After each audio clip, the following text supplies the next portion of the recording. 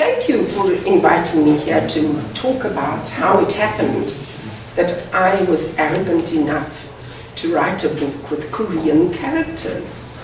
The story is maybe interesting, I hope so, but certainly very circuitous. The title makes it sound so neat, Once Around the Sun, but I ran round and round in many circles before it was put together. And the first thing that happened was the rainy season ended and the sun came out. As you can see on that left-hand photo, it is a temple photo. There are the colored eaves, and I saw how stunningly beautiful the summer really is when the sun is shining on all this greenery. And at the same time, I was getting to know my students. The book ended up being divided into 4 chapters, each one for a different season. And the first season that I was here was summer, and I started with summer. This little boy is the original Dongju. His name was Dongju, and I used that name. Although I'm quite certain he has never recovered a lost relic. I don't even know if he's Christian or Buddhist.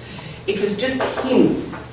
I don't know if you can see from that photo. Maybe you can. He's a bright, wide-eyed little darling. He was so interested in everything and so smart that he really just won my heart. And this friend of his is the friend that is the basis for his friend Jeollanam. A little rounder, a little slower physically, but very smart and a very loyal friend to him. And I just started imagining what could happen. What are these children experiencing? What are their lives like? What sort of story could I perhaps write about them?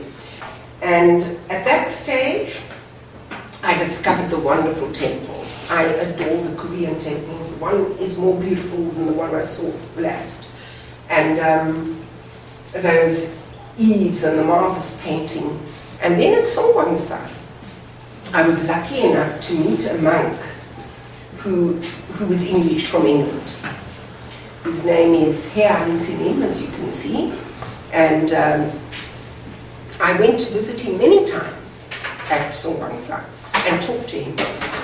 And that was my source of a lot of information that I use in the book about, especially the Buddhist attitude towards problems.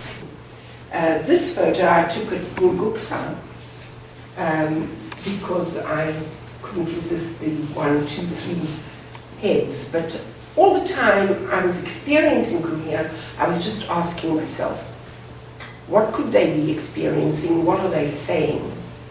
And that actually, that's the end of story 1 as far as my sources of inspiration were concerned. I went to Sonamsa and saw that the museum was amazingly open to the public. And that's how I got the idea that somebody might just steal a relic from the museum, and that the summer adventure can be this little boy, Dongju, finding the criminal who did it. So it isn't a very profound story, but it's fun. And I thought at that stage nobody was ever going to read it. It was an exercise I set myself, and then I totally forgot about it. And a few years later, I started thinking, maybe I should do something with this. Now that I know Korea better, and my main source of information was my students, without any doubt. As your students get to know you and like you and trust you, they tell you the most amazing stories about their lives, and I felt I'd gained some insight.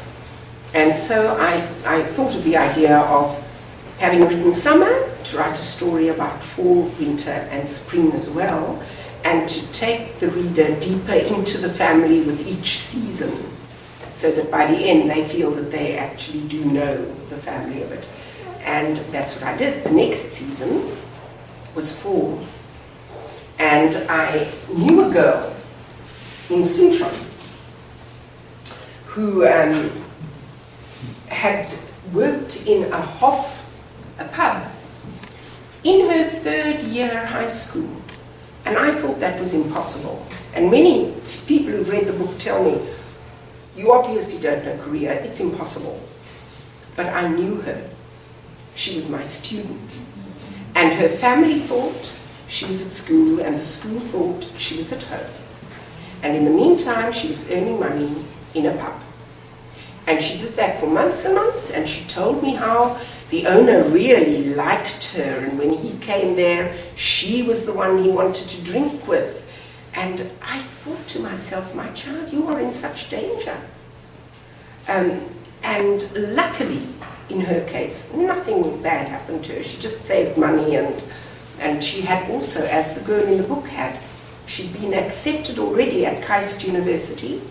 She was smart, her grades were high enough, she got in and she went on to live her life happily. Yes, this is the fall story. And then there's the winter story. Mud flats and island rounds. And there they are. I couldn't get over them. How beaches can be muddy. How beaches can be brown. I'm South African, I've never seen anything like it in my life.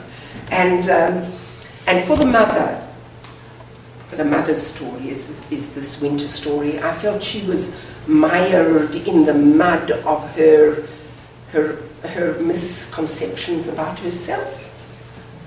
And what she needed was to get out of the mud and onto one of these gorgeous little round islands, which looked to me like a rising sun and a symbol of hope. These are both in the Yasu area, actually. And I describe her repairing fishing nets in a curving lane next to her house. This photo was taken in Megokdong in Suncheon, and I've seen little curving lanes like that in Wolkyo and Gohan and all these towns that inspired my story. The story is not set in any real town. It really is Suncheon on the sea, much smaller, and comprising elements of all these other towns. It's imaginary. Yun-hwa, the mother, has got a kind of identity crisis, and she doesn't realize that she caused it herself. So she keeps going back to the temples to see Suncheon National University, who is a monk that inspires her.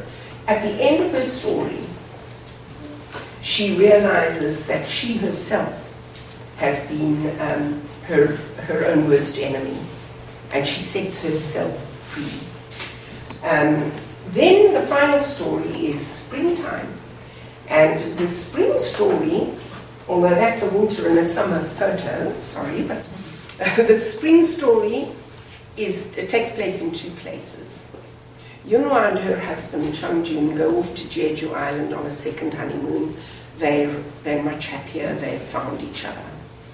And those are Jeju pictures, the volcanic rock that they use to build walls. I like the holy walls. You can see right through the wall, the way they pack them. And that amazing bija forest on Jeju. And back at home, this spring story, the final story, ironically, is the grandma's story. Spring doesn't seem to go with the grandmother, but I did that on purpose because she is the link between the past and the future. And the way she gets to know her grandson means that there is hope for the future.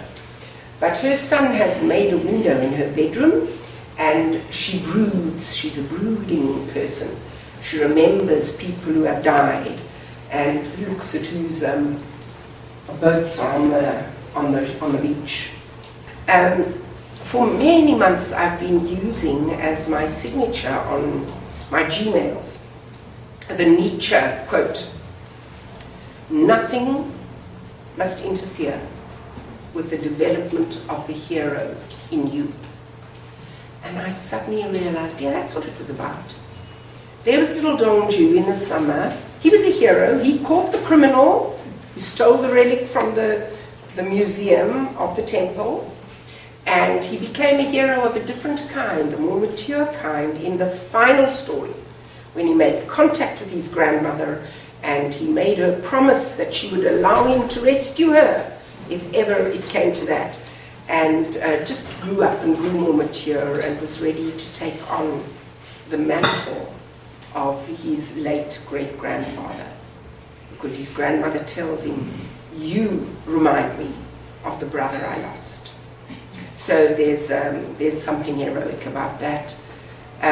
The daughter, there's nothing heroic at all about what happens in the fall story. It's a terrible story.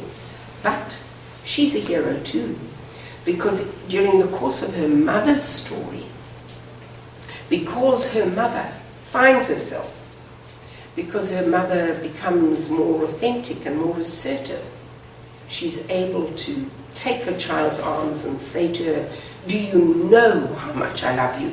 Do you know how much you must love yourself and take care of yourself?" And the child sees, I don't have to just accept this horrible feeling of defeat because of what happened to me. I'm going to do something about it. And she heroically goes to Seoul and faces the man who caused her all her agony. And Yun-hwa, the mother, is a hero in quite a different way. Just because she never stops questioning, why do I feel so dissatisfied? What is this voice in me that will not be still? And eventually she finds out were things that she imagined that were not true, and she starts asserting herself. She helps her daughter, and right at the end of the story, she's able to look into the mirror and say, "Welcome home," to herself.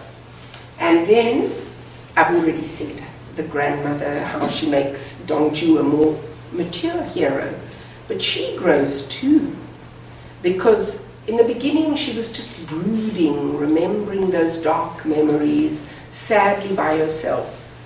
But then she found a way to tell Dong-ju about them in such a way that he had more perspective on his family, on life, and so she becomes a hero too.